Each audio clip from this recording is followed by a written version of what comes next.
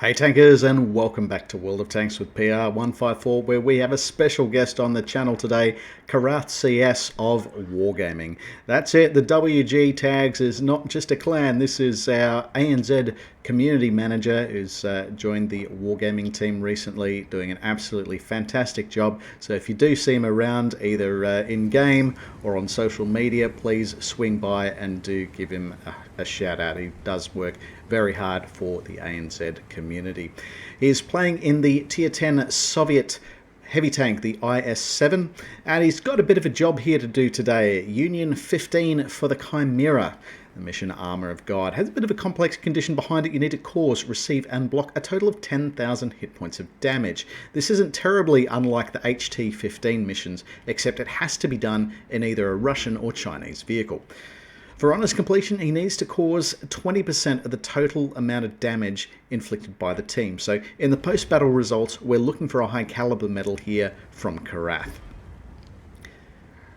He's been able to make that cross. Bit of a shot down range to no effect, but now he's into it. Now, I want you to pay a bit of attention to the way Karath is angling this vehicle.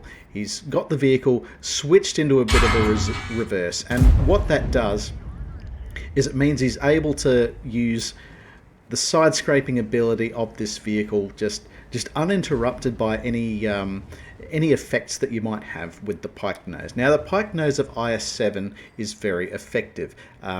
It means that any shots to the upper frontal plate when the vehicle is driving straight on is going to be resistant to anything with a penetration value of less than 350 millimeters. It really is that good. The turret also has next to no weak spots to it. The only weak spot available to it on the turret is only very, very small. In fact, I might even pause this because it is worth showing. The only weak spot on the front of the turret really is this tiny little thing. If you can shoot that, you'll be all right. The cupolas, well, that's not really a cupola. The cupola is a lie. You can't penetrate the tank there. Now, if you do have 340 millimeters of penetration or better, you can sort of hit these almost teardrops on the front of the turret. You might be able to get through that, but you will be really struggling. It's an absolute behemoth as far as frontal armor is concerned and hull down play, even though it doesn't really have the gun depression to back that up. They're going to be resistant to pretty well anything that's downrange, although they do have to be somewhat careful. There's quite a fistful of angry customers down here in the B2 area, playing out of where that church used to be. Now, Karath's got the vision downrange, a bit of a swing and a miss against the Manticore as it comes over the top of the hedgerow. Possibly a bit of a silly play by the Manti there. I mean, it had perfectly good soft cover from which to hide and spot the enemy team, which appears to be a bit of a camp evolving here, involving 2 tank destroyers and 2 medium tanks. Really not great role play there. We would have been a lot happier seeing these medium tanks occupying this town area. As it stands, Karath's team is 2 tanks down, so quite a couple of misplays going on here on that 890 elevation. As it stands, Karath is pretty well boxed in, as is their Object 279E. But we can see the armour working well for Karath. He's been able to bounce a shell from the Stridsvagn 103, bounce 2 shells from the Stridsvagn 103. Now, while the Swedish tank destroyer is on reload, Karath is going to try to extract himself from that situation, which unfortunately has not worked out quite so well for the Object 279E. They've been knocked out by the E100 in that corner. So there's not going to be too much that Karath can do there. Now, they have been able to knock out the enemy Manticore, but they still have a 2-gun disadvantage against this enemy team. Karath kind of sitting in wait for the enemy medium tanks to sort of push through. Now, as he'd sort of been sitting sitting in a bit of a funny way with the arse hanging out, such that he was actually the first to spot the enemy E-100 as it passed out from behind the church and started the assault. So he actually picked up the spotting assist damage on it. Pulling in behind some cover, is able to bounce a shot from the Object 279E, going for the cupola shot, but of course dispersion letting him down a little bit in this particular instance. That's not really unusual for a Russian tank either. Like, your base dispersion on this weapon is 0.38 meters per 100 meters. A dynamic dispersion, not too bad, but could be a hell of a lot better. Aim time is 2.8 seconds, which still is rather on the long side. Now, pulling back, he's lined up on the Grill A15, getting a nice meaty hit into that. It's only got 107 hit points left in the tank, and now lining up that Emil 2. So this gun, we have 130mm main armament. This is quite common of a lot of tier 10 Russian heavy tanks. It hits for a very cool 490 hit points. Penetration stats aren't as great with this vehicle. You've got a standard penetration with the AP of 250mm, whereas the premium APCR penetrates for 303. Bearing in mind that there's other vehicles like Object 277 will penetrate for, I think, 340mm. So with the heat shells. Now, granted the APCR is not foiled by such things as spaced armor, but it does leave the IS-7 with a little bit of a penetration disadvantage compared to IS-4 and Object 277.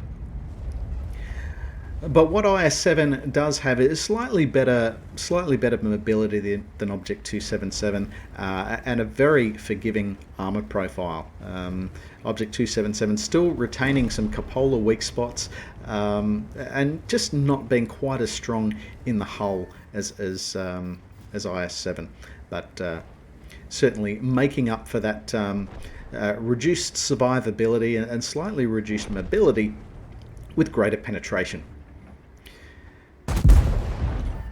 Not that that's really worrying Karath. He's still penning most of the shots that he's taking here, although he's going to have to, because he's at a 6-gun disadvantage against this enemy team. Unfortunately, the gun eating a few bricks there as he tries to line a shot up on the T95. At T95 FV4201 now in a one-shottable position. We can see that they've already been able to knock out the enemy Object 279E, so that's one of the major threats knocked out. The T95, of course, being the other vehicle that would be a rather pressing concern, and Karath picks up his first kill of the game by a shot to the arse of the T95. Now, he's got 3 tier 9 enemy vehicles off to his left. He's also got enemies to his right.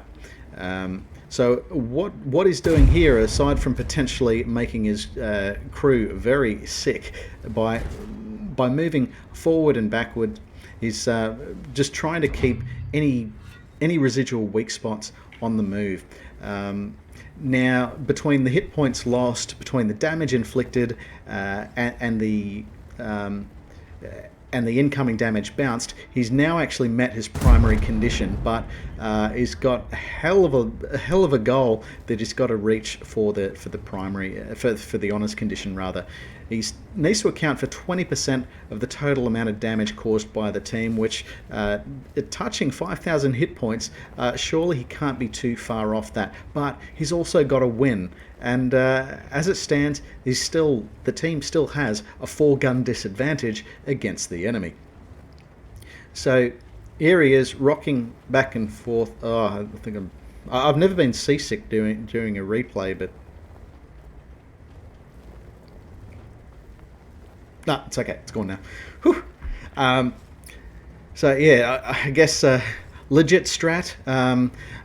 I guess what he's trying to do is bait the enemy into making shots that will that will reduce any residual clip that could be coming their way. Bearing in mind he's got the VZ51 and the Char Future 4 downrange. The Object 263 being possibly the more significant threat there, with very good penetration power. Like last we saw, it still had 3/4 of its hit points, so it could quite easily sort of eat around from Karath and then put a killing shot in. So any opportunity that Karath has to bounce a shot from it, return an effective penetrating hit, and then hopefully repeat a couple of times will certainly work very well in their favour.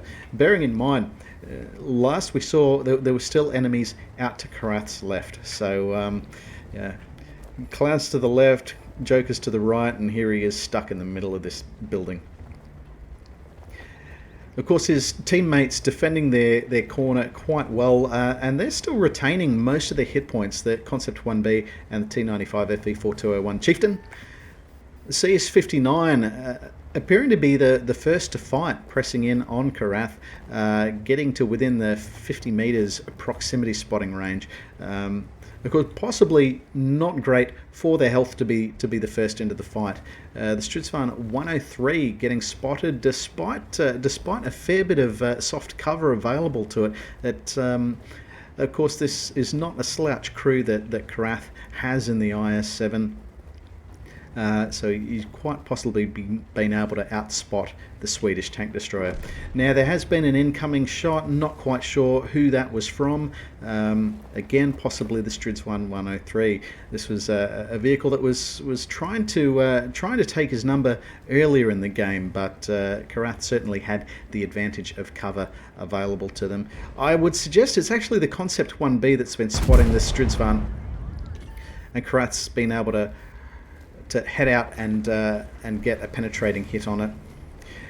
Getting caught in a very tight tango with the Object 263. He's doing his absolute darndest to try to avoid this Soviet tank destroyer's gun.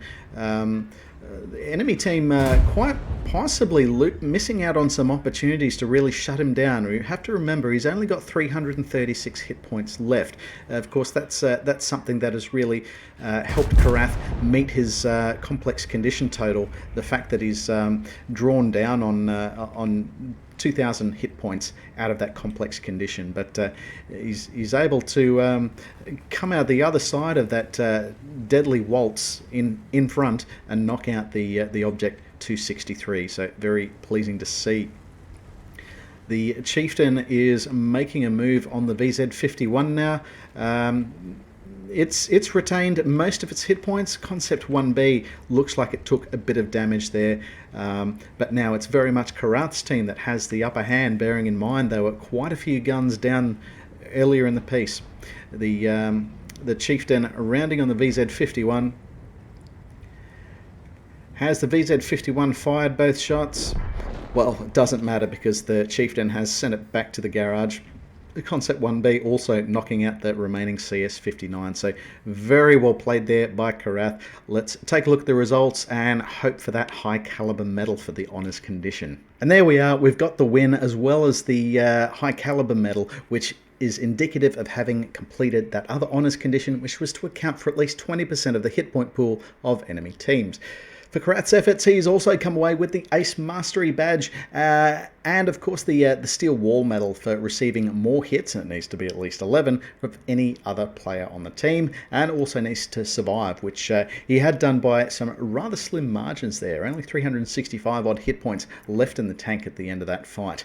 He's picked up an absolute fistful of badges of merit here. Bruiser for causing damage to enemy vehicle modules or crew members at least 5 times in the battle. He's got the Hand of God for surviving and winning the battle, having received damage from at least 4 different enemy vehicles. He's picked up the Duelist medal for destroying at least 2 enemy vehicles that have caused damage to them in turn, and the Fire for Effect and Shell-Proof medals, which tend to go hand in hand with the High Caliber and Steel Wall medals respectively. Having a look at the team scores, this was a top placement by experience points, very well deserved, but quite a tight grouping at the top here amongst the three survivors between Karath, Titanker 28 in the Concept 1B, and Lindley 41 in the T95 FV4201 Chieftain.